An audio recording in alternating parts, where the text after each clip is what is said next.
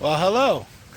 Welcome to Exploring Thailand, my sub-channel exploring my Christian life.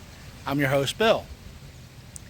Um, yeah, I'm doing like 4 videos here in a row because this is kind of a 4-part introduction to what this sub-channel is going to be about. Behind me is the Mekong River. On the other side there, that's Thailand. So I'm not in Thailand for an Exploring Thailand channel. I'm actually in Laos, in a place called Savanket. I'm getting my visa so I can become a teacher in Thailand beginning in May. So the visa process is a nightmare here. I'm going to sit down here and try to set this up so we can have a talk. There. Kind of a strange angle, sorry, but I don't have my tripod and all that stuff with me. And I have the time to do this, so let me do it. Sorry for the shade, but I am not going out in that sun. It's literally over 100 degrees right now. So, and there's a guy working next door with a chainsaw, so he may start that up during this video. So, sorry for all this stuff, but it is what it is, and I think me starting this channel now is important. The goal of it is not to convert people to Christianity. It's to share my life and let you make up your own mind whether or not God is real, whether Jesus Christ is a savior, or they're all figments of our imaginations. That's up to you to decide. I'm not going to make that decision for you. This is just my story, me talking to you, and we go from there. All right. So in the first video, I told you about my salvation story when I was in the Navy and how I accepted Christ. In other videos, I talked about shortly after that period of time, God showing me His hand in my life and doing miracles. I want to take you all the way back to when I was a baby, when really my Christian life kind of started, because I was baptized Catholic. I grew up in a family that was not overly religious. In fact, I think the only time Mom really took me to church that I remember was when we would go to Grandma and Grandpa's house. They weren't Catholic. I don't remember them actually being in the church with me. It was just Mom, me, and my brother. And like I said, Mom wasn't strong in her faith either. So I think she was just trying to be the good mother to get us introduced to God. Could be. In fact, I remember sitting there in this little small community church, Catholic church.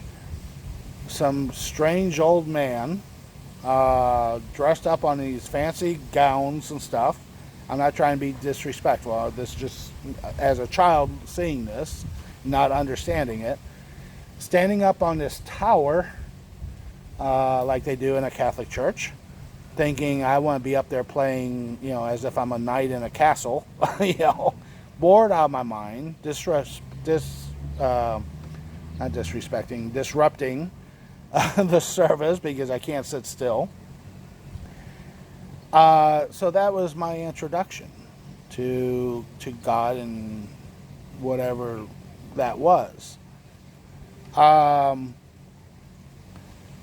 as I said, Mom and Dad, they divorced early in my life when I was around 4 or 5 years old, I think it was.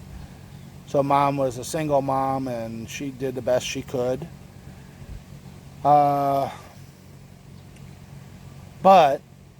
because of that introduction, for the rest of my early life, I kept seeking God and trying to figure out what this God was. What was all this I kept seeing and hearing?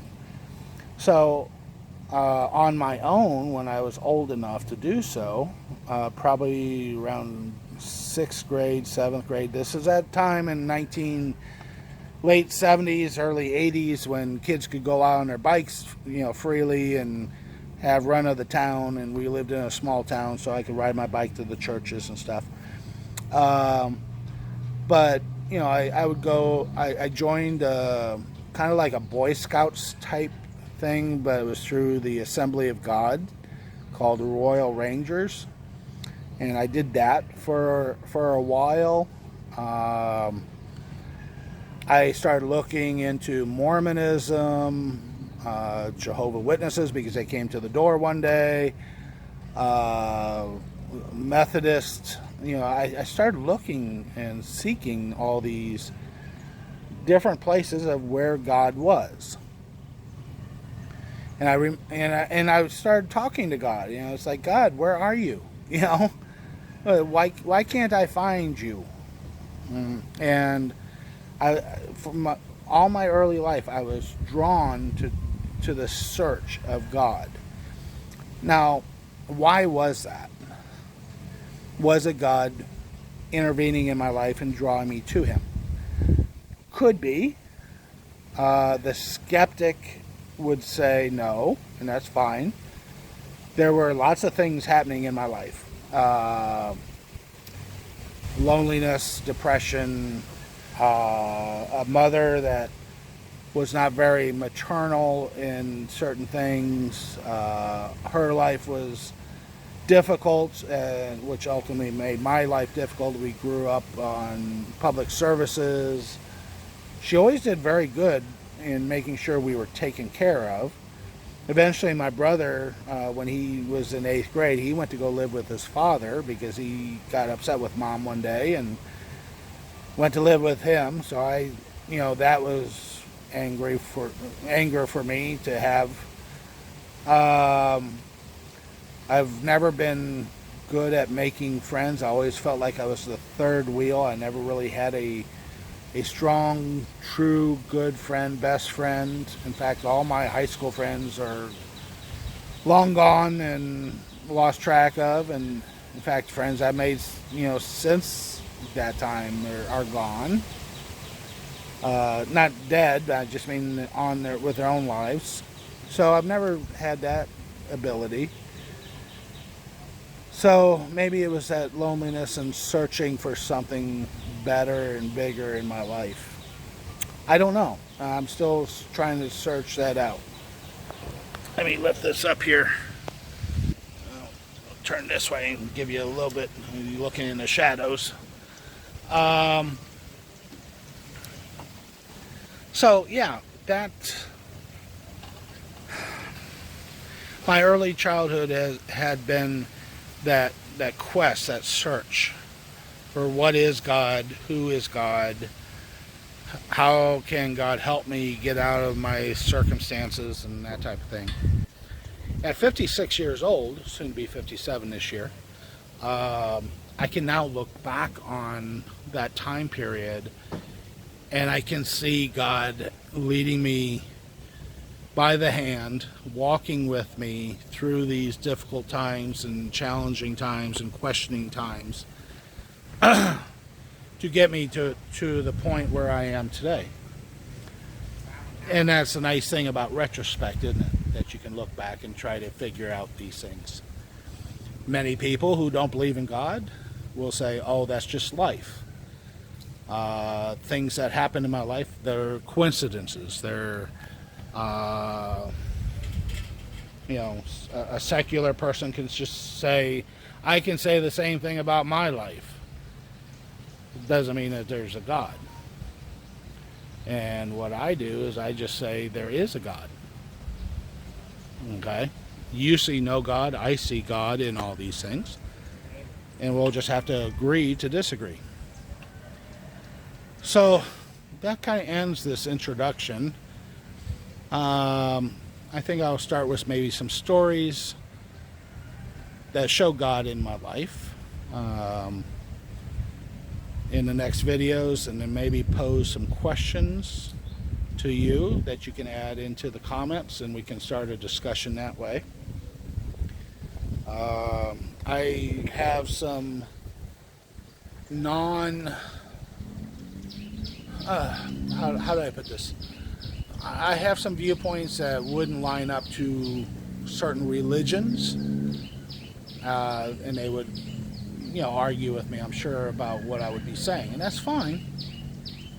Which brings me to the end of this video, where I ask that you subscribe to this channel if you like this type of content. Hit the like button.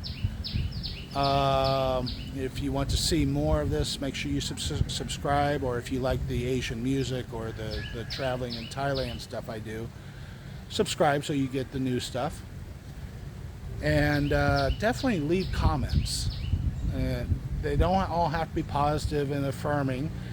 They can be critical, they can be negative, and as long as they're done respectfully, we can start a thread of conversation.